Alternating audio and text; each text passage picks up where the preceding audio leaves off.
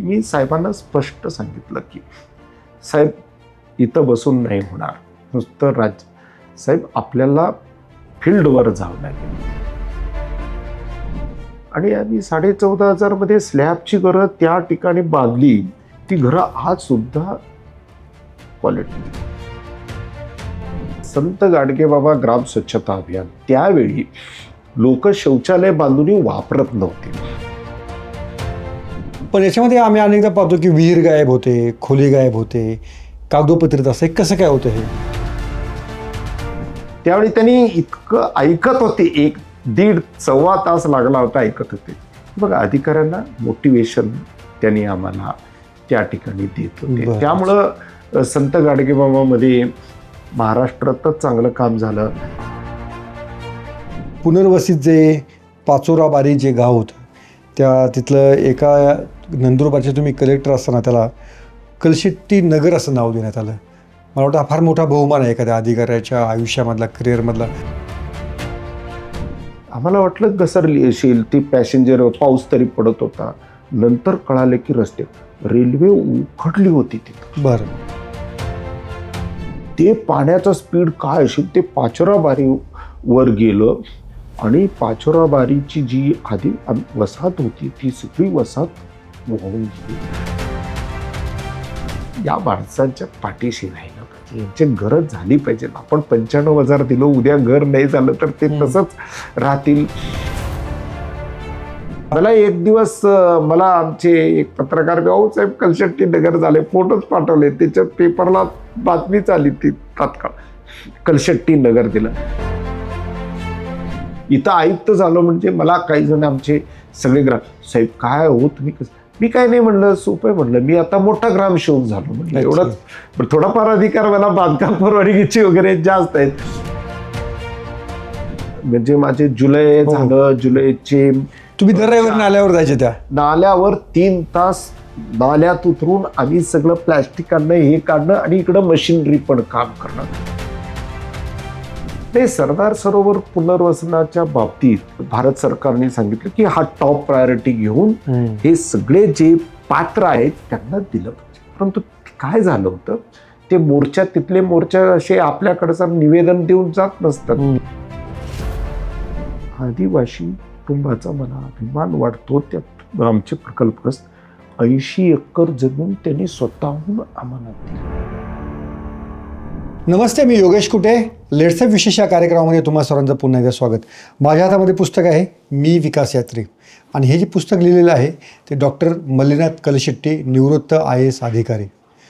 एक अधिकारी काय काय बदल करू शकतो आणि लोक देखील त्याला किती प्रेम देऊ शकतात हे कलशेट्टी सरांकडे पाहिल्यानंतर आपल्याला कळतं. कलशेट्टी सरांनी नंदुरबारमध्ये असं काम केलं की त्यांच्या नावानं पुनर्वसित जे वसाहत आहे त्याला कलशेट्टी नगर असंच नाव देण्यात आलं होतं. त्यांनी कोल्हापूर महापालिकेचे आयुक्त असताना तब्बल 1 वर्षांहून अधिक काळ दर रविवारी स्वच्छता मोहीम राबवलेली होती. बरं, स्वच्छता मोहीम राबवली म्हणजे काय केलं होतं की स्वतः हातामध्ये झाडू घेऊन सर कोल्हापूरच्या रस्त्यावर उतरलेले होते. त्यामुळं स्वच्छता चळवळीमधील अग्रणी असलेले अधिकारी म्हणून कलशेट्टी सरांची ओळख आहे. त्यांच्या या सगळ्या कारकिर्दीवरती हे पुस्तक त्यांनी लिहिलेलं आहे. राज्याचे उपमुख्यमंत्री अजित पवार यांच्या हस्ते या पुस्तकाचं नुकतंच पुण्यामध्ये प्रकाशन देखील झालेलं आहे. सरांचं एकूण अनुभव, प्रशासनामधले त्यांचे किस्से, त्यांनी कोणत्या प्रकारचं काम केलं की ज्याच्यामुळे त्यांना लोकांचं इतकं प्रेम मिळालं, याबाबत आपण सरांशी बोलणार आहोत. सर, तुमचं लेट्सअपमध्ये खूप खूप स्वागत. नमस्कार. हे पुस्तक मी विकास यात्री नाव तुम्ही अतिशय समर्पक दिलेलं आहे की खरोखरीच एक BDO म्हणजे डेव्हलपमेंट ऑफिसर म्हणून तुमची प्रशासनामधली कारकीर्द सुरू झाली आणि त्याच वाटेवरती तुम्ही चालत राहिलात. तर MPSC मधली निवड तुमची कशी झाली होती त्याचा किस्सा आम्हाला सांगा की. मी प्राध्यापक होतो. त्यावेळी एवढं आमच्याकडं स्पर्धा परीक्षेचं वातावरण नव्हतं. आम्ही BSc झाले की B.Ed केले की हायस्कूलला जाणार, MSc केले की, परंतु त्यावेळी प्राध्यापक असताना आम्हालाही माहिती झालं की MPSC आम्ही NSSमध्ये पाहत होतो की NSSचा विद्यार्थी होतो, NSSचा मी प्राध्यापक पण होतो, कार्यक्रम अधिकारी होतो.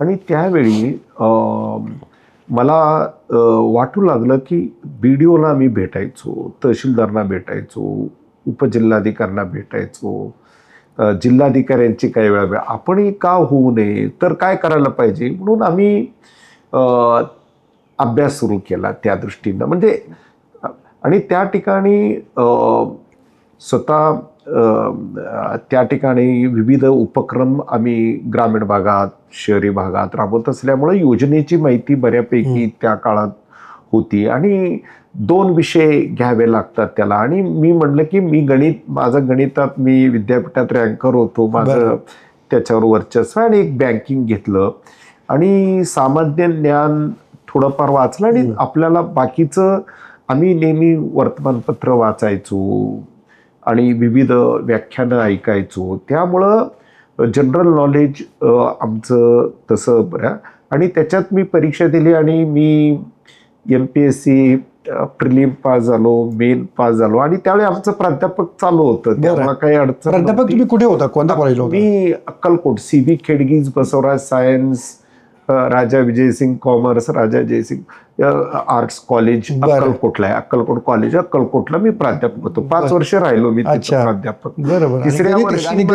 आणि गणित विषयाचे प्राध्यापक, गणित विषयाचे प्राध्यापक अशा पद्धतीने. बरं. अनेकांना गणित अगदी धसका वाटणारा विषय वाटतो, तुम्ही तो कसा काय निवडला होता? मी पहिल्यापासून मी ज्यावेळी जिल्हा परिषदेच्या शाळेत आम्ही होतो त्यावेळी मला गणिताची आवड झाली. तिथं आमचे शिक्षक आम्हालाच, त्यांना काहीतरी कुठं जावं लागलं तर मला शिकवायला सांगायचे, त्यामुळं मला गणितात आवड निर्माण झाली. बरं. पुढं मी संगमेश्वर कॉलेजमध्ये असताना, NSS मध्ये असताना मी श्रमदानाला जायचो. त्याच्यापेक्षा आम्ही शाळा प्रकल्प घेतला. तिथं झोपडपट्टीतली मुलं, मोदीखाना सोलापूरमध्ये, मी संगमेश्वर कॉलेजचा विद्यार्थी, तिथं मी मुलांना संध्याकाळी आम्ही गणित शिकवायला, सायन्स शिकवायला गणित. नंतर पुढं आम्ही तिरे येथे ज्ञानगंगा प्रशालेत 10वीच्या मुलांना गणित शिकवायला लागलो. कारण 10वीचा रिझल्ट चांगला लावा म्हणून प्रयत्न केला जातो, त्यामुळं तिथं आम्हाला संधी मिळाली आणि त्याच्यामुळं गणितात हे झालं. आणि नंतर मला आवड जी निर्माण झाली ती, आणि BSc मॅथमॅटिक्स केलं आणि MSc मॅथमॅटिक्सला शिवाजी विद्यापीठात काही जाता येत नव्हतं. आणि मी इकडं म्हणजे विद्यार्थी प्रतिनिधी पण होतो, स्टुडंट कॉन्सिलर होतो. आम्ही MSc सोलापुरातच सुरू केली. माझ्यामुळं माझ्या अनेक म्हणजे बाकीच्या सगळ्यांची सोय त्या ठिकाणी झाली आणि मी विद्यापीठात पहिला नंबर आलो त्या ठिकाणी ते गणितात. आणि त्यामुळे मला गणिताबद्दल अधिक झाले. गणिताचा प्राध्यापक सिनियर कॉलेजला असल्यामुळे बऱ्यापैकी प्रभुत्व राहत असते. आणि चांगला प्रत्येक गोष्टीत आमच्या आईची जी शिकवण होती, जे जिद्द पकडायची आणि जे आहे ते व्यवस्थित, त्यामुळे प्राध्यापक व्यवस्थित. आणि नंतर त्यामुळे विषयावर प्रभुत्व पाहिजे. MPSC नंतर तुम्ही मग BDO झालात. नंतर मला डेप्टी CO मिळालं, डेप्टी CO और BDO क्लास पण मिळालं. आणि मला आनंद झाला की मी जे आम्हाला नेहमी वाटायचं ना विद्यार्थी असताना, तुम्ही राष्ट्र असं व्हायला पाहिजे, लोकांचे कामं असं व्हायला पाहिजे, असं वाटत होतं की. आणि ते मला BDOचं काम मी पाहिलं होतं, मी BDO व्हायला पाहिजे. आणि नंतर मला प्रवेशन झाल्यानंतर राजगुरुनगरलाच मी खेड तालुक्याचा CDP होतो अगोदर, तो बाल विकास प्रकल्प अधिकारी. नंतर तिथंच मी BDO झालो. BDOच्या याच्यातला असा एखादा आम्हाला किस्सा सांगा की जो तुम्हाला आवर्जून आपल्या श्रोत्यांना सांगावं असं वाटतं की एक प्रकल्प अधिकारी किंवा एक BDO काय करू शकतो. मी बाल विकास प्रकल्प अधिकारी असताना त्यावेळी बाल विकास प्रकल्प अधिकारी ICDS एकात्मिक बालिका आज महत्वाचा कार्यक्रम आहे. 0 ते 6 वयोगटातील बालक, गरोदर माता, स्तनदा माता यांची काळजी, आणि अंगणवाडी कार्यकर्ती मदतनीस काम करतात.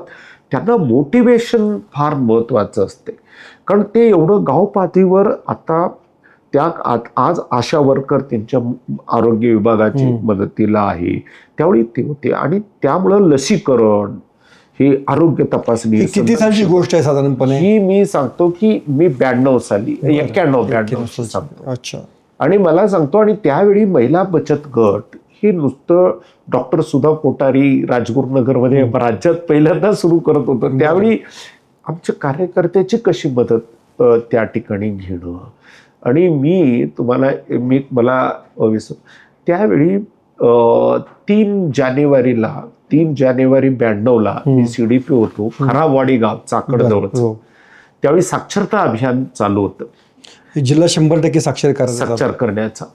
आणि मी ठरवलं की आपण मोठा मेळावा घेऊया. मला वाटतं की खराबवाडीला 3,500 महिलांचं होईल. म्हणजे ते स्वतःहून आले होते. पूर्ण 276 अंगणवाड्या होत्या, जवळपास 250 ग्रामपंचायती खेड तालुक्यात आहेत. आणि कोणाला वाटलं नाही महिला मेळावा म्हटल्यानंतर येतील. आणि आमच्याकडे काय निधी नव्हता, आम्ही लोकसहभागात त्यावेळी मला लोकसहभाग ग्रामपंचायतच्या मदतीनं आणि लोकांना मोटिवेट कसं करायचं. आणि साक्षरता मेळावा आम्ही मोठा घेतला. आणि त्यावेळी श्रीनिवास पाटील साहेब जिल्हाधिकारी होते, ते आले. आणि आपल्याला माहित आहे की त्यांनी कशा पद्धतीनं मिसळून त्यांच्या महिलांशी त्यांनी एवढा म्हणजे माझ्या कायमचं माझ्या डोळ्यासमोर खराबवाडी तो पहिला मेळावा. आणि आपण ICDS सारखा विभाग हा करू शकतो आणि त्याच्यामुळं अवेअरनेस, आपल्या प्रकल्पाचे सगळे संदेश अशा कार्यक्रमातनं गावोगावी जातात. आणि साक्षरता त्यावेळी टॉप प्रायोरिटी जिल्हाधिकाऱ्याचा साक्षरता कार्यक्रम होता. बरोबर. आणि आमचे वनिता कला जत्रा तयार केली होती, कारण आमचे अंगणवाडी कार्यकर्त्यामध्ये कलाकार होते, त्यांचा वापर करणं, अवेअरनेस करणं. बरोबर. पण अनेकांना असं वाटतं की BDO म्हणा किंवा ICDS ही काही बिनमहत्वाची पद आहेत, त्यांना काय उपयोग आहे यांचा, असं पण होतं. तर तुमचा याच्याबद्दलचा अनुभव काय की गट विकास अधिकारी आजही, म्हणजे मी 92 साली 1 डिसेंबर 92ला गट विकास अधिकारी झालो. मी खेडला BDO होतो आणि सातारला पण गट विकास अधिकारी सगळ्यात चांगली पोस्ट गट विकास अधिकारी. जसं जिल्हा परिषद CO IAS ऑफिसर म्हणतात सगळ्यात चांगली पोस्टिंग कुठली COची, तसं BDOची मी मानतो. कारण तुम्हाला गावात गेल्यानंतर जे लोकांचे जे काही तुम्हाला दिसून येतात. मला त्यावेळी घरं नाही, त्यावेळी आम्ही घरकुलाचे प्रस्ताव बनवायचो. ज्यांना विहीर नाही त्यांना विहिरीचे प्रस्ताव बनवायचो. जिथं शाळेची इमारत नाही, अंगणवाडीची, तुम्हाला तात्काळ तुम्ही प्रपोजल करून जिल्ह्याला नेहमी स्कीममध्ये प्रपोजल देणं फार गरजेचं. आणि मंजूर झाल्यानंतर तुम्ही लोकांना घेऊन कसं करता. आता मी घरकुलं मंजूर केली, म्हणजे खेड तालुक्यात पहिल्यांदा मी झरेवाडीला प्रयत्न केला की तिथं मी ठरवलं की 14,500 रुपये मिळायचे. 92 साली मी म्हणलं की याच्यात आपण RCC स्लॅबची घरं का बांधत नाही. आपल्याकडे सगळे अधिकारी आहेत ना. तुम्ही BDO म्हणजे नुसतं तुमच्याकडे सगळं यंत्रणा आहे ना. तुमच्याकडं इंजिनियर्स आहेत, तुमच्याकडं त्या ठिकाणी विस्तार अधिकारी आहेत, तुमच्याकडं सर्व ग्रामपंचायतचे ग्रामपंचायत अधिकारी आणि सरपंच. मी काय केलं की लोकांबरोबर ज्यांना घर बांधायचं आहे त्यांच्याशी चर्चा होणं फार गरजेचं आहे. म्हणून त्यांच्याशी आम्ही बोललो. त्यांना म्हणलं तुम्ही काय करू शकता याच्यात. नाही सर, आम्ही गौंड्याच्या हाताखाली काम करू. त्याच्यानंतर आम्ही इथं वाळू आहे, आम्ही वाळू गोळा करू. आम्ही इथं त्याला दगड आमच्याकडं गोळा करू. आणि आम्ही 14,500 मध्ये स्लॅबची घरं त्या ठिकाणी बांधली. मी जिल्हाधिकारी असताना म्हणजे 2000 म्हणजे इकडं पुण्याला आलो होतो त्यावेळी मी 16-17ला त्या ठिकाणी गेलो होतो. ती घरं आज सुद्धा क्वालिटी. म्हणजे केवळ लोकांना पैसे देऊन आपण घर बांधण्यापेक्षा त्यांचं जर श्रम, त्यांचं जर पार्टिसिपेशन घेतलं तर चांगलं. नंतर शासनाने लोकांनीच त्यावेळी ग्रामपंचायतीने त्या काळात मी म्हणतो की चांगलं घर, लोक सहभाग, ज्यांना घर बांधायचे ते त्यांचा सहभाग घेणं, तो आम्ही केलं. आणि मी दुसरं एक उदाहरण ह्याचं देतो की सैदाने ठाकरवाडी म्हणून दोंदेचे, आपल्याला माहित आहे की भीमा नदी, दोंदे भीमा नदीच्या काठावर, आणि भीमा नदीच्या काठावर अनेक लिफ्ट शेतकऱ्यांचे. मी सैदाने ठाकरवाडीला साक्षरता वर्गाला मी जायचो. तिथले लोकांचं एक प्रपोजल होतं की बाबा सर आमची पण लिफ्ट का होऊ नये आदिवासी. त्यावेळी शबरी आदिवासी त्यांचा एक प्रपोजलही तयार होता. मात्र असं नाही, मी गेल्यानंतर प्रपोजलही तयार होतं, थांबलं होतं. मी मिटिंग घेतली. जानकी देवी बजाज ते पुढाकार घेतले होते आणि बँक कडूस होतं आणि बँक ऑफ महाराष्ट्र कडूस होतं. आणि मी पंचायत समिती, आमचे लोक म्हणले सर असं आहे, एवढ्या लोकांना आपण लाभ देऊ शकतो, एवढ्यांना नाही देऊ शकत. ठीक आहे, आपण बघूया टोटल प्रोजेक्ट कॉस्ट किती आहे. आणि त्या ठिकाणी 15 का 16 लाभार्थ्यांचंच होतं त्या ठिकाणी. मी म्हणलं जे आम्ही देत नाही जानकी देवींनी द्यावं तेवढं सबसिडीचा अमाऊंट, बाकीच्याच आम्ही देऊ आणि बाकीचं बँक देईल. आणि लोक म्हणले साहेब आम्ही सगळं पाईपलाईनचं सगळं जे काही कर्ज पण आम्हाला लागणार नाही एवढं, आम्ही पाईप सगळं आम्ही श्रमदानात करू. आणि त्या ठिकाणी पहिली शबरी आदिवासी पाणी पुरवठा संस्था झाली. म्हणजे BDO घरं देऊ शकतो, लाईव्हलीहूडचं काम करू शकतो. आणि ग्रामपंचायती पातळीवर आता अंगणवाडीला विविध साहित्य द्यायचे, लोक मदत करतात तुम्हाला. पण याच्यामध्ये आम्ही अनेकदा पाहतो की विहीर गायब होते, खोली गायब होते, कागदोपत्रित असं कसं काय होतं हे? यासाठी माझं असं मत आहे की जनजागृती फार महत्वाची, अवेअरनेस महत्वाचं आहे आता तरी. त्यामुळं आणि पारदर्शकता ह्याच्यात असली पाहिजे, गुड गव्हर्नन्स ज्याला आपण म्हणतो की ते असले. आता तरी टेक्नॉलॉजीची मदत आहे. आणि माझं असं मत आहे की फिरती जास्त व्हायला पाहिजे, क्षेत्रीय भेटी व्हायला पाहिजे. आम्ही त्यावेळी क्षेत्रीय भेटी मोठ्या प्रमाणात करायचो. आणि मी जे यशस्वी झालो, मी पूर्ण क्षेत्रीय भेटीवर भर दिलेला आहे. मी विकास यात्रेमध्ये स्पष्ट लिहिलेलं आहे. मला कधी कोणी विचारलं साहेब तुम्ही ऑफिसला, मी सांगली जिल्हा परिषदचा डेप्टी CO होतो ग्रामपंचायतचा, मला कधी पदाधिकारी म्हणले नाही अहो साहेब तुम्ही सतत फिरतीवर असता. आणि त्यावेळी तरी मोबाईल नव्हतं, आज तरी तुम्ही कुठेही असलं तरी तुम्ही प्रश्न सोडू शकता. त्यावेळी तरी कारण लोक तुमच्यावर लक्ष ठेवतात. असं आपल्याही सगळीकडं लक्ष असलं पाहिजे. आणि पहिल्यांदा आपल्या यंत्रणेला ट्रेनिंग देऊन तुम्ही, आणि आपला इंटेन्शन असलं सगळे यंत्रणा पण व्यवस्थित काम करते. आणि मी म्हणलो की आता तरी टेक्नॉलॉजी आहे, तुम्हाला कितीतरी शोधता येतं, सोपं ठीक आहे, परंतु त्याला क्षेत्रीय भेट ही महत्वाची आहे. आणि आपल्याला असं मी 10 ते 6 काम करून नाही, गट विकास अधिकारी आम्ही रात्री उशिरापर्यंत घरी यायचो आणि शनिवारी काम करावं लागतंय त्याला. कारण हे याच्यातनं आनंद घेणं माझं असं मत आहे की इट इज ऑल. तुम्ही आज आम्ही आता एवढं 64व्या वर्षी एवढं आम्ही काम करतो, तर आम्ही कुठलंही काम करत असताना आनंद घेत असतो. आता मला तुम्ही कुठलंही आपण एखादी ऍक्टिव्हिटी करत असतो त्यावेळी त्याच्यातला आनंद मिळाला तर बरोबर. यातलं तुमचं एक सगळ्यात महत्त्वाचं काम आहे ते म्हणजे संत गाडगेबाबा ग्राम स्वच्छता अभियानामधलं. तर त्या अभियानाचा तुमचा अनुभव सांगा आणि आता अशा अभियानाची गरज आहे का हे पण आम्हाला सांगा. किंवा ते का थांबलं, याचे काय तुम्ही कारण कराल? संत गाडगेबाबा ग्राम स्वच्छता अभियान त्यावेळी म्हणजे 2000 साली आता आरारावा त्यावेळी ग्रामविकास पाणी पुरवठा स्वच्छता मंत्री होते. आणि त्यावेळी ती गरज निर्माण झाली होती की कारण लोक शौचालय बांधून वापरत नव्हते आणि त्यासाठी मागणी आधारित कार्यक्रम करायची गरज होती. आणि त्यामुळं त्या काळात संत गाडगेबाबा ग्राम स्वच्छता अभियानाची गरज होती. आणि संत गाडगेबाबा ग्राम स्वच्छता अभियान महाराष्ट्रात सुरू केलं. गावोगाव स्वच्छ होऊ लागले, हातात झाडू. संत गाडगेबाबा, राष्ट्रसंत तुकडोजी महाराज. आज तुम्हाला पाहतो प्रत्येक ग्रामपंचायतीत गाडगेबाबा. कारण गाडगेबाबा म्हटलं की झाडू. आजच्या पिढीतल्या मुलांनाही विचारलं तर गाडगेबाबा म्हटलं की ते लवकर सांगतील. हा, त्या झाडूने हे सगळं करामत केली. आणि त्याच्याच गावागावात स्पर्धा त्यावेळी सुरू झाली. हे 4-5 वर्ष संत गाडगेबाबाची महत्वाची होती आदर्शील. परंतु नंतर निर्मल ग्राम पुरस्कार आला. संत गाडगेबाबा ग्राम स्वच्छता अभियानामध्ये आपलं गाव स्वच्छ करणं, नंतर अजून टॉयलेट बांधणं होतं परंतु एवढं मोठं. नंतर निर्मल ग्राम आलं, गावांनीच बांधावं. नंतर आता माननीय पंतप्रधान महोदयांनी जे 2014ला 15 ऑगस्टला 2014ला की त्यांनी स्वच्छ भारत मिशन जे जाहीर केलं, आता गरज होती कारण आता स्केलिंग अप मोठ्या प्रमाणात करणं गरजेचं होतं. त्यामुळं मी मुख्य कार्यकारी अधिकारी होतो. मला सगळ्यात आनंद झाला.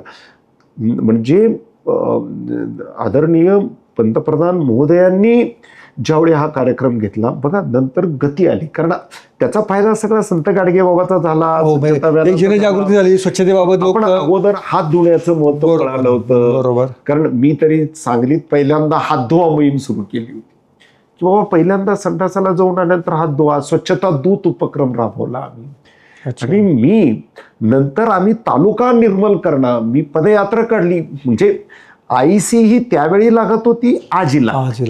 जनजागृती ही गरजेचीच आहे, मोटिवेशन गरजेचंच आहे. बरं, आजही आम्ही केलं. नंतर आता तालुके झाले, ओडीएफ झालं, आता सॉलिड अँड लिक्विड वेस्टची गरज आहे. आज त्या दृष्टीनं गावोगावामध्ये आज माझी वसुंधरा योजना जी आली ना, आज ग्रामपंचायती फार चांगलं काम करतात. मी तुम्हाला सांगतो, माझ्या इथं जे ऐकतात त्या सगळ्या ग्रामपंचायतींनी याच्यात पुढाकार घ्यायला पाहिजे.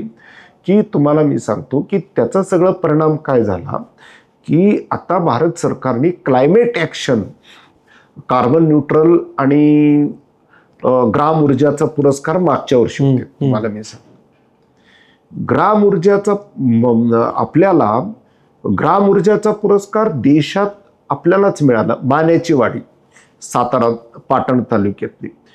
कारण त्यांनी संत गाडगेमध्ये केलं, निर्मल ग्राम केला, आता त्या स्टेपला गेले. बरोबर. आणि तुम्हाला सांगतो, भंडारा जिल्ह्यातलं बेला म्हणून ग्रामपंचायत आम्हाला, कारण आम्ही कार्बन न्यूट्रलला रिकमेंडेशन केलं होतं. आम्हाला वाटलं की बाकीचे राज्य साऊथ वगैरे पुढे आहेत, परंतु बेला ग्रामपंचायती देशात पहिली. पुढच्या वर्षी त्यांनी 1 केलं. आणि आता दवा म्हणून ग्रामपंचायत, मोठी ग्रामपंचायत हायवेवरची, कोणत्या जिल्ह्यामध्ये? गोंदिया जिल्ह्यामध्ये. बर. ती पहिली आली देशात. म्हणजे पहिल्या वर्षी टिकेकरवाडी, आपला आता तुम्हालाही माहिती आहे टिकेकरवाडी कुठे साहेब, तुम्हालाही माहित आहे. म्हणजे माझं असं मत आहे की हे स्टेप आहेत. आणि आता आपल्याला हे सॉलिड वेस्ट, लिक्विड वेस्ट मध्ये काम करण्याची गरज आहे. आता म्हणजे आता आजकाल गावोगावी गेलं, हायवेने गेलं तर सगळीकडे प्लास्टिकचा कचरा, बाकीची घाण दिसते. या गावांसाठी आता काय नक्की करावं लागेल? त्याला एकच आहे की याला जनजागृती. आता एकल वापर प्लास्टिक बंद करणं. आता ग्रामविकास विभाग व पंचायत राजनी आता मुख्यमंत्री समृद्ध पंचायत राज अभियान आपण आता सुरू केलं. आम्ही SRDचा संचालक असल्यामुळं आम्ही सगळे आहोत. आणि या ठिकाणी आमचे ग्रामविकास मंत्री, ग्रामविकास राज्यमंत्री हे सगळे या कार्यक्रमाच्या मागे आता आम्ही हे अभियान आता सुरू केलं. आता ह्या अभियानात हे सगळ्याच गोष्टी घेतल्या आहेत. आणि माझी वसुंधरा योजना तुम्हाला 1 कोटी बक्षीस, 1.25 कोटी बक्षीस, 25 लाख, 50 लाख, परंतु आता हे मोठ्या प्रमाणात होणं गरजेचं. आणि याच्यात माझं एकच म्हणणं आहे की आता एकल वापर प्लॅस्टिक वापरायचं नाही, याची अवेअरनेस बरोबर. आता मी कोल्हापूर महानगरपालिका, त्याच्याकडे आपण नंतर येऊया. सर, आणखीन एक, ह्या तुम्ही याच्यामध्ये काम करताना RR पाटील यांच्या बरोबर तुमचे चांगले संबंध दृढ झाले. RR पाटलांचा काही किस्सा याबाबत तुम्हाला काही आठवतोय का? नाही, आव्हानचं कसं असायचं ते एकदम तुम्हाला तुमचं कौतुक करायचं नाही. त्यांचं एक होतं, कलशेट्टी, आम्ही म्हणायला आलो ना आमचं आवा हे भारी आहे, हे गारी आहे, दुसरीकडं पण असं आहे. त्यांचं असं म्हणणं आहे तर तुम्ही अधिक काम करावं. बरं. आणि तुम्हाला हे मी सांगतो, सगळं काम केल्यानंतर एक कार्यक्रमामध्ये आबांनी, आम्हालाही अपेक्षित नव्हतं, त्यांनी माझं कौतुक केलं एवढं जोरात. सगळे पत्रकार म्हणाले आबा कधी अधिकाऱ्यांना एकदम तुमचं केलं. म्हणजे आबा दोन्ही तुम्हाला मोटिवेशन, आबांचं फार एक जबरदस्त असायचं. ते असं एकदम तुम्हाला एकदम हो तुम्ही फार भारी भारी कधी म्हणायचं नाही. त्याचं एक, त्यामुळं आम्ही इतकं कष्ट करत आलो. आणि मी आबांचा एक किस्सा सांगतो की बाबा आबा कसं प्रोत्साहन अधिकाऱ्यांना आम्हाला द्यायची. मी रथ यात्रा काढली 11 दिवस, म्हणजे 183 गावं केली. रात्री 12, 1, 2 पर्यंत माझे चालायचे. हे आबांच्या कानावर गेलं. आबा एकदा म्हणले की कलशेट्टी, सकाळी आबा शनिवारी रविवारी आले की सकाळी, आज संध्याकाळी मी शिराळाला जाणार आहे, तुम्ही 6 वाजता रेस्ट हाऊसला या. ते मला गाडीत बसवली. पुण्याच्या रेस्ट हाऊसला? नाही मी सांगलीच्या रेस्ट हाऊसला शिराळ्याला जाईल हे सांगलीचे किस्सा. बरं. हा. त्यावेळी त्यांनी इतकं ऐकत होते, 1-1.5-1.25 तास लागला होता ऐकत होते. बघा अधिकाऱ्यांना मोटिवेशन त्यांनी आम्हाला त्या ठिकाणी देत होते. त्यामुळं संत गाडगेबाबामध्ये महाराष्ट्रातच चांगलं काम झालं आणि आमचीवर जबाबदारी होती. आम्ही सांगली जिल्हा, आम्ही अंकलकोप सारखे ग्रामपंचायत. जेव्हा अंकलकोप राज्यात पहिल्यांदा आलं तेव्हा तुम्ही तिथे होता का? मी होतो तिथं. कारण काय झालं, पहिल्या वर्षी आमचं तुंग ग्रामपंचायत विभागात पहिलं आली, निडाळ पण पहिलं आली, कारण बाकीकडचे एक होते, कारण स्पर्धा पुणे जिल्ह्यात जास्त होती. परंतु निडाळ पहिलं आलं आमचं दुसरं. म्हणजे सगळे ग्रामपंचायती 5 सारखे होते, बाकी 6 सारखे होते. 7 ग्रामपंचायत सगळ्यांना राज्य सरकारने यशवंत ग्राम दर्जा देऊन त्यांना 10 लाख रुपये दिले, ठीक आहे.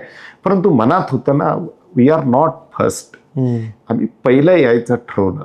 म्हणून मी सगळ्या ग्रामपंचायतींना उतरवलं आणि त्याच्यात आमची अंकलकोप ग्रामपंचायती जिल्ह्यात पहिले आल्यानंतर आमच्या जबाबदारी. अगोदर आम्हाला असं एका गावावर आम्ही कधी कॉन्सन्ट्रेशन करत नव्हतो. बरं. जिल्ह्यात येईपर्यंत सगळे ग्रामपंचायती आल्यानंतर आम्ही तिथं सुरू केलं विभागीय पातळीवर एकाला. आणि ती ग्रामपंचायत मोठी आहे, म्हणजे 15,000 लोकसंख्येची. ती राज्यात पहिली आली आणि आमची जिल्हा परिषद पण पहिली आली, आमची पंचायत. नंतर कवठे पिरान तुम्हाला माहिती. पण आता अंकलकोपची आता त्या गावांची परिस्थिती काय, हा लोकांपुढचा प्रश्न आहे. अंकलकोप ग्रामपंचायतीला मी नुकतीच हे केलं की आता ती ग्रामपंचायत निर्मल झाली. आता त्या ठिकाणी आज ती ग्रामपंचायत माझी वसुंधरामध्ये काम करले. परंतु ती गाव हागणदारी, आता आज हागणदारी मुक्त तरी झाली. बरोबर. पण ती जेव्हा स्वच्छतेचं लोकांमध्ये जागृती झाली त्याचा परिणाम गावावर दिसतो आहे का? हो ना. आज हात धुवायला म्हणजे हे सगळे त्यावेळी संत गाडगेबाबामध्ये इतके घटक पण समजा गावातल्या रस्त्यावर अजूनही घन कचरा रस्त्यावर कोणी शौचालयाला आज जात नाही. कचरा आज तो जो म्हणला ना, घन कचरा व्यवस्थापन जो आज आम्ही महत्वाचा आहे, तो खरं आव्हानात्मक आहे. ते आता त्यांना याच्यात करावं लागेल. जयंत पाटलांबरोबर कामाचा अनुभव कसा होता? नाही, जयंत पाटील साहेबांच्या बरोबर आल्यानंतर आम्ही पर्यावरण संतुलित समृद्ध ग्राम योजना काढली. मला म्हणले की प्रत्येकांना असं बाबा आबांनी केलं ते संत गाडगेबाबा झालं, आता पर्यावरण संतुलित. आणि तिथं सुधीर ठाकरे साहेबच होते, तिथं पण सुधीर ठाकरे साहेब होते. सुधीर ठाकरे साहेबांनी मला उपसचिव म्हणून मला घेतलं आणि आम्ही इको विलेज काढली. मी साहेबांना स्पष्ट सांगितलं की साहेब इथं बसून नाही होणार, नुसतं राज्य साहेब आपल्याला फील्डवर जावं लागेल. ते म्हणले ठीक आहे, तुम्ही नियोजन करा. मी म्हटलं एक नाही, तुम्हाला प्रत्येक ठिकाणी जाऊन सरपंच, सर्व प्रतिनिधी, लोकप्रतिनिधींचा आपण कार्यशाळा घेतली. उपविभागाला तरी गेलं पाहिजे. त्यावेळी जवळपास 102 उपविभाग होत होते. बापरे, एवढे कार्यक्रम. आणि आपल्याला माहिती आहे की जयंत पाटील साहेब लोक म्हणाले कशासाठी करतो, सेक्रेटरी साहेब पण अरे एवढे वेळ मंत्री बोलायला कसं राहील. मी म्हणलं नाही, आम्ही गडचिरोलीपासून सुरू केला. आणि मी माझं पहिल्यापासून वक्तृत्वावर असल्यामुळं आणि मी या क्षेत्रात काम केल्यामुळं मला महाराष्ट्र सगळं हागणदारी मुक्त निर्मल ग्राममुळं मला माहिती होतं महाराष्ट्र. मी सगळी तालुक्यात गेलो होतो. आम्ही प्रत्येक तालुक्यात आम्ही 102 दौरे केले. म्हणजे एका टप्प्यात 3 दिवस केले, नंतर 3 दिवस केले, 3 दिवस केले. पण जयंत पाटील साहेबांनी प्रत्येक ठिकाणी अशा पद्धतीनं उपसचिव आणि जयंत पाटील साहेब एकच. आणि त्यांचं ते काय करायचे म्हणजे त्यांचं एक काय होतं की बाबा तुम्ही ठीक आहे, आता काय पाहिजे ते सांगा, परंतु हे महाराष्ट्र पहिला आणायचं होता पंचायत राजमध्ये. ते मी गेलो की तिथं ते महाराष्ट्राचा नंबर 3रा पण नव्हता. नंतर कारण काम होतं, माहिती दिली. ते आम्ही माहिती दिली की त्या ठिकाणी माहिती व्यवस्थित. पहिल्या वर्षी आमचं 2010ला 3रा विभाग होऊन आला. 2011 मध्ये देश पातळीवर महाराष्ट्राचं, कारण आपलं महाराष्ट्र पंचायत राजमध्ये आघाडीवर आहे. बरोबर. आम्ही म्हणलं आमचं 1 नंबर आलं पाहिजे, कारण विविध घटक होते ना. नंतर आमचं 3 नंबर आलं, विभागून नाही आलं. नंतर आमचं 2 नंबर आला, आता 1 नंबर यायचं होतं. आम्ही म्हणलं बाबा पेसाचे नियम करायला पाहिजे. आम्ही त्यावेळी मंत्री महोदयांना सांगितलं की पेसाचे नियम करायला पाहिजे. ते सगळ्यांचं असं म्हणणं होतं अगोदरच पेसाचे नियम पेसाचे गाव व्याख्या टाकायची. नाही ठीक आहे ते अजून अधिकार खाली डिसेंट्रल म्हणजे असे आम्ही सांगितल्यानंतर आमचे सगळं ते ऐकायचे आणि त्या पद्धतीनं नाही म्हणजे त्यांचा पाठिंबा राहायचा. आम्ही म्हणायचो की 1 नंबर 50% महिला आरक्षणाच्या वेळी सुद्धा मी दिल्लीला आम्ही जायचो उपसचिव म्हणून. ते म्हणायचे बिहार झाले हे झाले अजून आम्ही सांगायला आलो. म्हणजे मला आनंद वाटतोय की माझा त्याच्यात सहभाग राहिला की 50% महिला आरक्षण होताना मी उपसचिव होतो. Okay okay okay. मग तो GR तुमच्या सैन्याने निघाला नाही म्हणजे तो शहर आणि दोघांसाठी झाला तो शासन. पण आपण आमच्या विभागाचा आम्हाला अभिमान आहे ना त्यावेळी आम्ही होतो.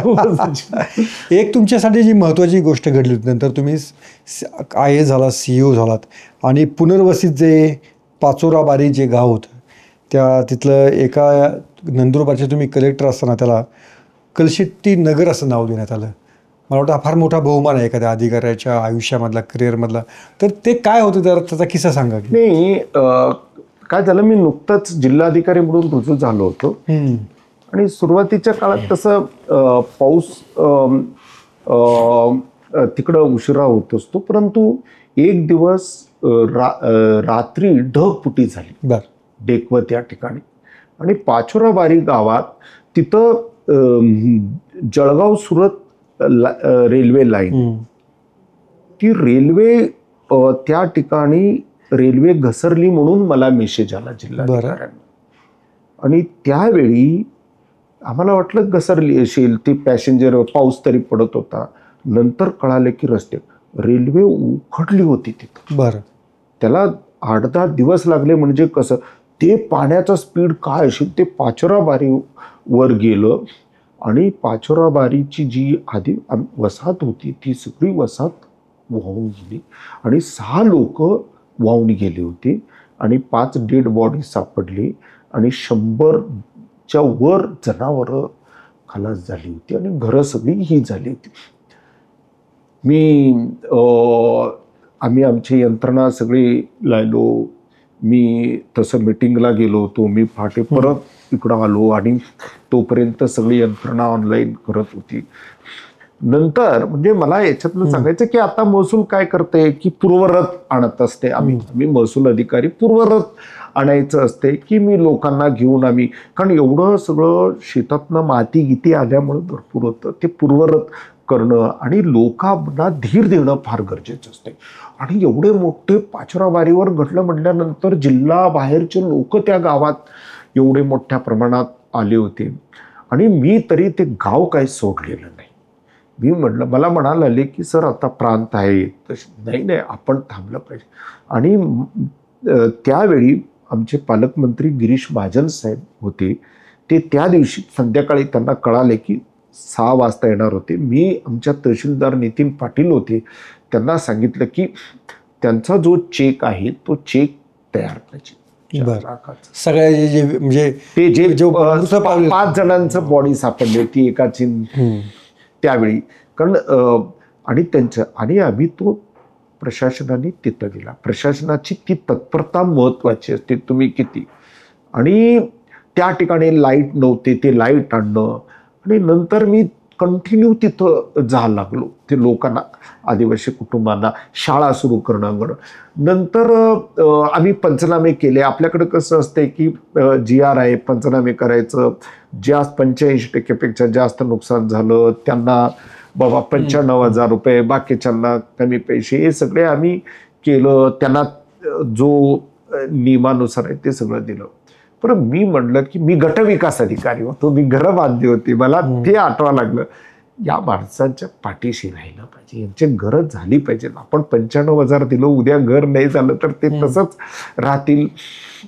मी लोक जे येत होती ना मी तिथंच थांबल्यामुळं जसं कोणाच्या घरी कोणी भेटतं. आता मी जिल्हाधिकारी तिथं आले की आलेले लोक मला भेटायला लागले कारखान्याच्या. मी त्यांना म्हटलं बाबा तुम्ही कपडे गिपडे आता काही देऊ नका. तुम्ही मला सिमेंट किती पोती देते सांगा. विटा किती ते देणार सांगा मला. हे बघा मला वाटलं की याला विटा लागणार आहे, त्याला शिवाज वाळू लागणार आहे, हे आपण याची हमी घेतली पाहिजे. आता सगळे जणांनी तात्काळ देऊ लागले ना जिल्हाधिकारी. आणि मी काय मोठा नंदुरबारला रिसोर्सेसही कमी आहेत ना मला त्याच्यात. आणि काही म्हणजे मला आश्रमशाळेतले सगळे शिक्षकांनी सांगितलं की आम्ही 1 दिवसाचा पगार देतो. मला 5 विटाचा प्रश्न मिटला. नंतर लोकांबरोबर मी राहिल्यामुळं लोकांचा माझ्यावर विश्वास राहा लागला. मी म्हणलं तुमचं घर होईपर्यंत मी थांबतो. ज्यांचं कमी कमी नुकसान झालं ते सुरू केलं, आर्ट ऑफ लिव्हिंगला घेतलं. कारण असे NGOलाही घ्यायचं असते की आपल्या बरोबर आर्ट ऑफ लिव्हिंग होते, त्यांच्या इंजिनियर ते मदतीला आले. आणि मी एक एक घर, आणि ज्यांना त्यावेळी पंतप्रधान आवास योजनेमध्ये आणि तिथं राज्यस्तरीय योजनेमध्ये मी काही मंजूर केले. परंतु जे घरं अगोदर होतं ते आम्ही सगळे हे घरं बांधायला. किती घरं बांधली तुम्ही? जवळपास आम्ही 130 अशा पद्धतीची आम्ही घरं त्या ठिकाणी. काही घरं पूर्ण बांधावे लागले नाही, जेवढं भाग आहे तेवढं. परंतु त्यांचा सहभाग आहे. त्यांना म्हणलं वीट तुम्हाला दिलं, तुम्हाला वाळू घ्या, तुम्हाला हे. नंतर त्या वसाहतीमधले रस्ते, त्या ठिकाणी संरक्षक भिंत, शाळा, अंगणवाडी, एवढं सगळं मी त्या ठिकाणी आम्ही एवढं 3 ते 4 महिन्यात लोकांना वाटत होतं की काय. त्याचे जर फोटो पाहिले आपण, रेल्वे लाईन खोदलेली आहे, ब्रिज हे झालेलं आहे, हे वसाहत होऊन जाईल. नंतर तसंच आम्ही 5 महिन्यात आम्ही त्या ठिकाणी 5-6 महिन्यात केलं होतं. ओके. आणि त्यामुळं मग त्यांनी त्या गावाला मला एक दिवस मला आमचे एक पत्रकार भाऊसाहेब कलशेट्टी नगर झाले, फोटोच पाठवले, त्याच्या पेपरला बातमीच आली ती तात्काळ, कलशेट्टी नगर दिलं. मला ते नाही, त्या लोकांचं प्रेम आजही आहे. आणि त्याच्यामुळं काय होत असते आपल्या हातात आहे. आपण घरात काय दिले, फक्त मी वेळ दिला, माझे रिलेशन वापरले, आयडिया वापरली आणि तिथं झालं. बरोबर. आणि त्या ठिकाणी तर नुसतं प्रस्ताव करणं, वर पाठवणं, कुठंतरी पाठवणं, जे आपल्या हातात आहे ते आपण करत राहिलं. सर, नंतर तुम्ही कोल्हापूरला गेलात. कोल्हापूरला एवढं काय तुम्ही रस्त्यावर झाडू बिडू घेऊन उतरला, काय गरज होती तुम्हाला? काय झालं, मी कोल्हापूर महानगरपालिका आयुक्त झालो. मला अगोदर वाटायला लागलं की मी तरी ग्रामीणमध्येच काम केलो आणि स्वच्छतेमध्ये काम केलो, मला आयुक्त पाठवलं. आता शहरीमध्ये गेलो ना मी. फक्त मला नंदुरबार जिल्हाधिकारी असताना नगरपालिका प्रशासनाचा अनुभव होता. तिथंही आमची मेन जबाबदारी स्वच्छ भारत मिशनच ते जास्त होतं. बाकीचं तुम्हाला माहिती आहे, निधी देणं एवढंच असं फारसं काम. इथं आयुक्त झालो म्हणजे मला काही जण आमचे सगळे साहेब काय हो तुम्ही कसं. मी काय नाही म्हणलं, सोपं म्हणलं, मी आता मोठा ग्रामसेवक झालो म्हटलं, एवढंच. थोडाफार अधिकार मला बांधकाम परवानगीचे वगैरे जास्त आहेत.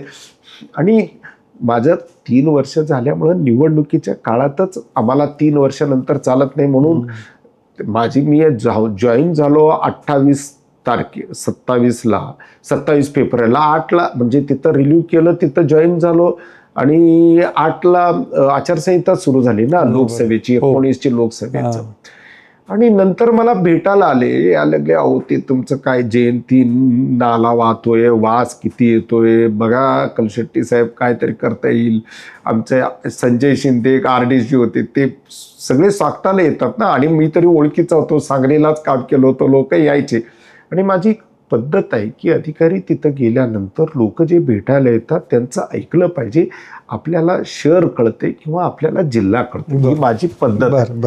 आणि आपण अधिकारी काय प्रश्न आहे तिथले लोक बघा सांगतात, ते सांगितलं मला ते वाटलं. तर ते सगळं मी काय केलं, आपली यंत्रणांवर सगळं पाहिलं मी. आणि आमचे उदय गायकवाड मला पहिल्यापासून NGO ॲक्टिव्हिस्ट जे असतात त्यांच्याकडनं पण मी माहिती घेत असतो. ते मला जोडले गेले, त्यांच्याबरोबर मी सगळं पाहायला आलो की दरवर्षी नाले साफ करायचं काम चालू असते. ते मी म्हणलं हे काय बरोबर नाही चाललं, आता याला लोकसहभाग पाहिजे. मी नंतर एक दिवस म्हणलं की म्हणण्यात आलं की आपण नाला साफ, हे जयंती नाला हा विषय घेऊन स्वच्छतेचं करावं. आमचे मोरे मॅडम महापौर महोदय होते, त्यांना म्हणलं, कारण लोकप्रतिनिधींना घेऊन काम करणं, अधिकारी पदाधिकारी समन्वय हा महत्वाचा असतो. आम्ही BDO पासून शिकलो होतो. महापौर महोदयांना सगळ्यांना सांगेन, मी तरी नवीनच होतो, ती म्हणले साहेब नवीन करतात तर करू द्या. चला पाठिंबा दिला. आम्ही परिपत्रक काढलं आणि मी नाल्यामध्ये उद्घाटन केलं. लोकांना वाटलं असेल की आता आयुक्त साहेब भूमिपूजन म्हणजे सुरुवात करतील, आता जरा जरा फोटो झाले की निघतील. मी 7ला सुरू झालेलं, मी 10 पर्यंत चालू आहे ना. सगळीकडे आमची यंत्रणा, आम्ही नियोजन केलं होतं पूर्ण शहरात. आमची यंत्रणाला सगळं विभाग वाटून दिला होता, तिथले लोकप्रतिनिधीला आव्हान केलं होतं. एक रविवार झाला, दुसऱ्या दिवशी वर्तमानपत्रात जी बातमी आली, आयुक्त काम हे करतात, कोल्हापूरकर धावून गेले, सगळं आता तुम्ही बंदरे, आम्हाला एकदम मोटिवेशन केलं. आणि नंतर पुढचा रविवार झाला, लोक अजून वाढली, अजून नवीन नवीन गटाला, नंतर राष्ट्रीय सेवा योजनेला तिसरा झाला. नंतर मला काही लोकप्रतिनिधी आले माझ्याकडं, माडिक साहेब आले, तेवढे आमदार होते. साहेब तुम्हाला मी फार, तुम्ही मनातनं काम घेतला कोल्हापूरचं, मी JCP देतो, मला काही नावाचं नाही, माझे JCP लाव. काही लोक आले की माझं JCP, माझं 4 दिवसासाठी मला मिळालं, चांगलीच गोष्ट आहे ना. माझ्या महानगरपालिकेचे 1-2 चालूच होते, ते JCPची मदत घेतली मी. लोकांना वाटलं 3रा, 4था, 10वा, 12वा, तसं माझे 75 झाले. नंतर तो 100वाला झाला, त्यालाही मी गेलो होतो आणि माझे एवढे झाले. परंतु पुढं ऑगस्ट महिना आला, म्हणजे माझे जुलै झालं. जुलैचे तुम्ही दर रविवारी नाल्यावर जायचे, त्या नाल्यावर 3 तास नाल्यात उतरून आम्ही सगळं प्लॅस्टिक काढणं, हे काढणं आणि इकडं मशिनरी पण काम करणं. नाल्याची साईज वाढवली आम्ही, हे सगळं आम्ही करत गेलो. आणि एवढं आणि नंतर खळखळ पाणी व्हायला लागलं. लोक काय करतात, ते बांधकामाचे साहित्य टाकणं, सगळं निर्माल्य टाकणं, प्लॅस्टिक टाकणं म्हणून सगळं भरलं होतं. ते सगळं आम्ही काढलं आणि काही भाग व्यवस्थित केला. आणि 10 ऑगस्टला दरवेळी तिथं सांगितलं होतं, पूर येत असते सर, आपण काही भागातले जयंती नाल्याचे शिफ्ट करत असतो, इथं आढावा तुम्हाला दरवर्षाची ते प्रात्यक्षिक वगैरे. मी अजून जरा, मला नंदुरबारचा डिझास्टरचा अनुभव असल्यामुळे मी अधिक यशदाच्या टीमला घेऊन मी प्लॅनिंग पण मी चांगलं केलं होतं ते सगळं. परंतु महापूर येईल माहीत नव्हतं आणि लोक म्हणायचे नाही साहेब हे पाणी उतरत आहे, तुम्ही नवीन आहात असं. अहो ते 10 ऑगस्टला रात्री आम्ही 7 फूट पाणी एका दिवशी आल्यामुळं एक कोल्हापुरात सगळं जे कोल्हापूर सांगली जे झालं ना, एका वेळी पाणी वाढलं. सकाळी सगळं पाणी वाढलेलं होतं. आणि आम्ही तिथं, आणि माझं जे कॉन्टॅक्ट झाला होता लोकांचा, कारण अजून NDRF वगैरे यायला एकदम SDRF ते, परंतु कोल्हापूरकर रिअली एवढं स्वतः हातात घेतलं आणि आम्हाला एकाला जखम नाही झाली. तिथले लोकप्रतिनिधी पुढं राहिले, सगळे आमचे नगरसेवक वगैरे आम्ही केलं. म्हणजे त्यावेळी लोकांना मला सांगायला लागले की साहेब ते कोणीतरी सोशल मीडियावर देऊ देत, अरे काय करायला आले ते, अजून परिस्थिती काय. लोक म्हणायला लागले की साहेब तिकडं दरवर्षी पुरात पाणी येते. मला नंतर पण सांगायचे साहेब मागच्या वर्षी इथं पाणी आलं होतं, हे आलं होतं, ते 19चा महापुरात तिकडे एवढं आलं तर आमच्याकडे पाणी नाही आलं. कारण ते आपण जो मार्ग काढला होता, जयंती नाला जो साफ केला त्याचा रुंदी, म्हणजे सगळं भरपूर कचरा काढला ना, किती वर्षाचा काढला सगळं. आणि लोकसभा काढला, कोल्हापूरकरांनी काढला, आयुक्त त्याच्यात होते, हे महत्वाचं त्याच्यात होतं. आणि त्यामुळं तुम्हाला सांगतो, मला त्याचा फायदा एवढा झाला की पुढं आम्ही गणपती येणार होतं ना, त्या नंतर गणपती येते ना, आता जसं 4-5 दिवसात आम्ही कोल्हापूर, तुम्हाला सांगतो आत्ताचे नंतरचे जे पूर आलं तर आता लोक गाड्या त्यावेळी लोक आम्हाला सांगायचे साहेब 1 फूट पाणी वाढते, ते 7 वाढलं होतं ना, कार तिथंच होते, धान्य तिथंच होते, गाड्या खाली होते, सगळं किती, म्हणजे ते काढणं म्हणजे मोठं काम होतं. आम्ही त्यावेळी डिपर घेतले होते आमच्या महानगरपालिकेने, आम्ही हे सगळं डिपर मोठ्या प्रमाणात, तिथली NGO सगळ्यांनी मदत केल्यामुळे आम्ही केलं. म्हणजे आम्ही 4 ते 5 दिवसात कोल्हापूर पूर्वरत आणलं होतं. म्हणजे मोठं काम कोल्हापूर एवढ्या महापुरामध्ये. हे सगळं जे सुरू केलं होतं ना, हे कुठल्याही ऍक्टिव्हिटी सुरू केली ना, त्याचं पुढं सगळं त्या ठिकाणी असतं.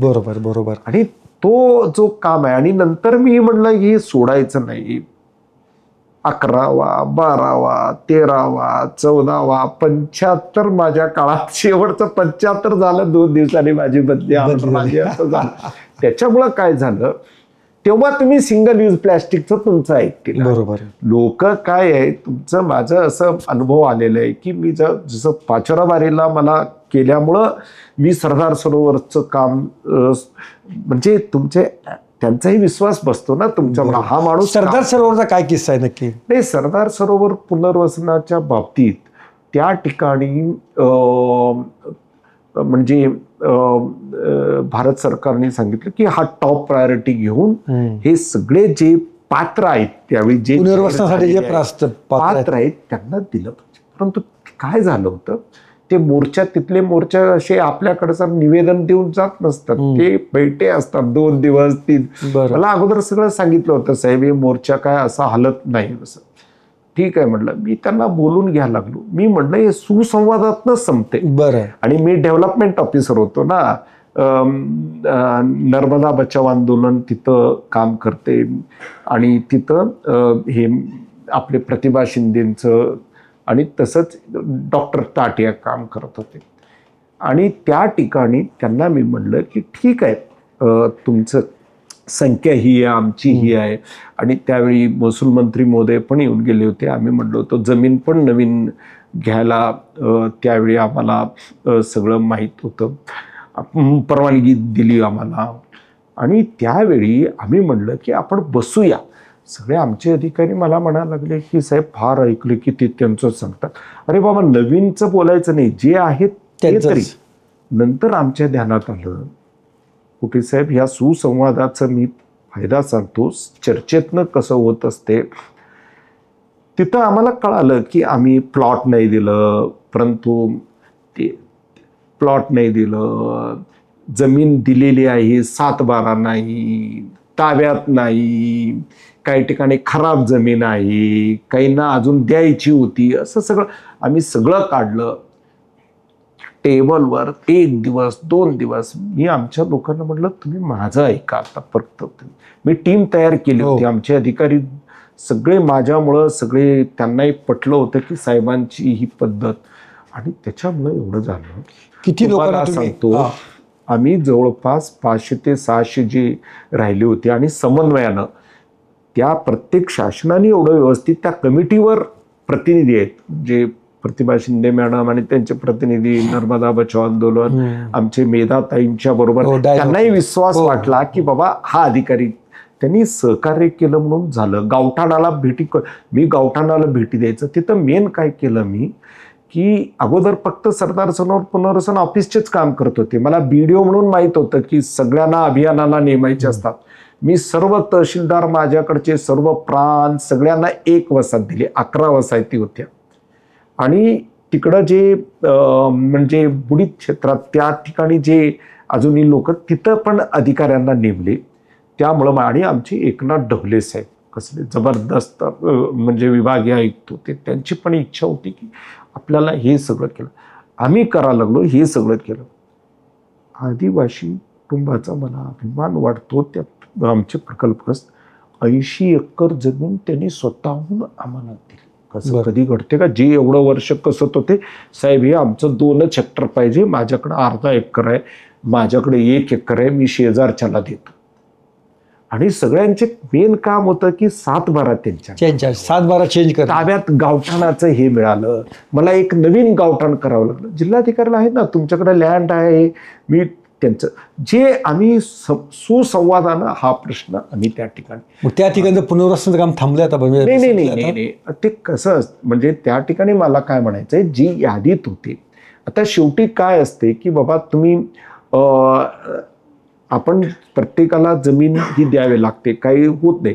आणि परत कशी मागणी असते की नवीन जाहीर कर, ते आपल्या हातात नसते. त्याच्यासाठी GR पण तुमच्या कलेक्टरची जबाबदारी काय असते की जी यादी आहे यादीला आम्ही हे केलं. आणि आम्ही प्रत्येक ठिकाणी जी जमीन आम्ही घेतो, कुठे साहेबांची जमीन घेऊन यांना द्यायचंय, तर आम्ही ती NBAची प्रतिनिधी लाभार्थी ते पसंत केल्यानंतर यांचं झाल्यानंतर फक्त आम्ही यांची खरेदी करायचो. ही पद्धत वापरल्यामुळं आज ते आम्ही त्या ठिकाणी, परंतु ते चालू राहणार. नवीन परत घोषित झाले, बरोबर, काही जणांचे परत वैयक्तिक काय असतात, परंतु जे आम्ही करायचं होतं म्हणजे आम्ही आमचे जे नियमात, परंतु नंतर परत त्यांची मागणी होती ती आता मला वाटतंय की परत ते जाहीर झाले आणि परत त्यांचं इरिगेशनचा प्रश्न असतो, हे राहत असतात. आणि तो विभाग आहे ना, त्याच्यासाठी वेगळं ॲडिशनल कलेक्टर आहे तिथं, त्याच्यासाठी डेप्टी कलेक्टर आहे,